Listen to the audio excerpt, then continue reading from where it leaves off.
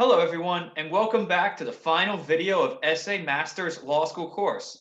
Congratulations on making it this far, but there are still a few final steps. Let's discuss them here. First, check your content. Some may suggest checking your writing first, but there's no real point in polishing your grammar and sentence structure on an essay with poor content. Ask yourself, am I conveying my message well enough? Remember how you brainstormed your overall theme or unique selling proposition? Is every essay hitting those points somehow? Have I told the story I need to convey this message? Same idea. If your theme is, for example, rise out of poverty to help the homeless with better housing laws, are you telling anecdotes and stories that support this?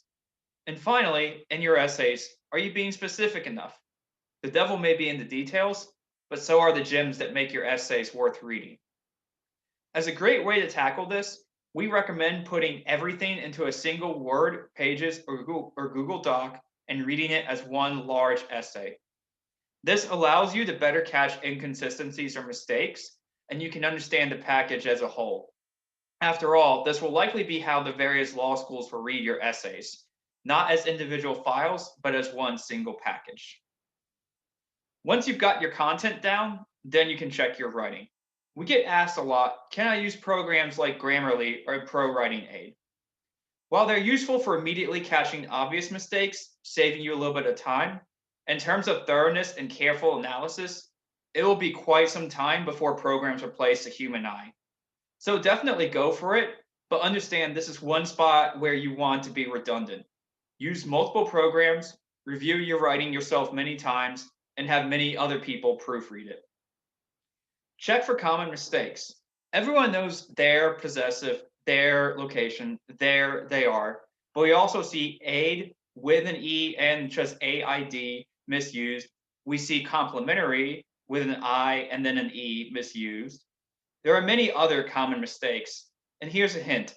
If you catch yourself making the mistake once, you've probably made it elsewhere. Make a note whenever you do catch yourself making a mistake to be on the lookout for it elsewhere. Finally, don't wait until the last minute. Obviously, easier said than done, but fatigue has a nasty way of making obvious errors hide. You can write tired because it's a first draft, but you don't ever edit in a state of panic or fatigue.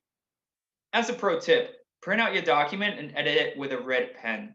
It sounds old school, and it is, but it's a trick still used in many places because seeing words on a physical page, for whatever reason, makes the eye more alert than on a computer screen. Next, maybe it's obvious, but we've seen such mistakes too often to not bring it up. If your school asks for 11-point font double spaced, make sure you format your essay that way. If it doesn't say anything, 12-point font Times New Roman double spaced paragraphs will usually work just fine. Make sure your italics, quote marks, and everything else along the lines of formatting is correct. And finally, not just for formatting, but for all of your checks, do all of these steps at least twice. Carpenters have a saying, measure twice, cut once, because it eliminates the likelihood of error. Doing the same to your writing will greatly help. And as a pro tip, look at your document differently than normal. We recommend blowing up the font, using a different font entirely. We mentioned printing it out earlier. Anything that gets you looking at your essays from quite literally a new perspective will help you better spot mistakes. And when it's all said and done, well, ideally, you won't really actually be done.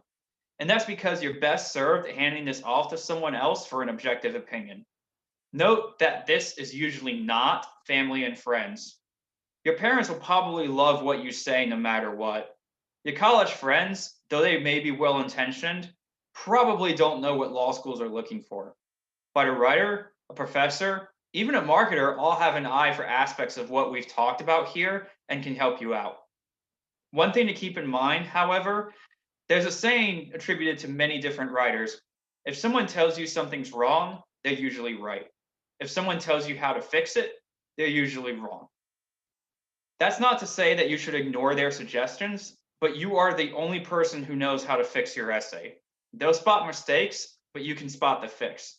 And finally, as mentioned before, be redundant. Ask for help from multiple people. When it comes to creation, you should be the only chef in the kitchen. But when it comes to review, There should be many critics in the dining room. And our final pro tip, if you're still not satisfied, reach out to us for help. At EssayMaster, we're happy to provide consulting and input into whatever you need help with. Look at our website, EssayMaster.com, for further details.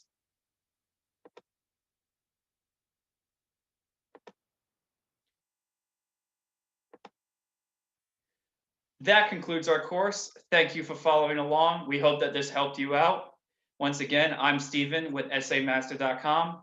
Best of luck with all your law school application essays.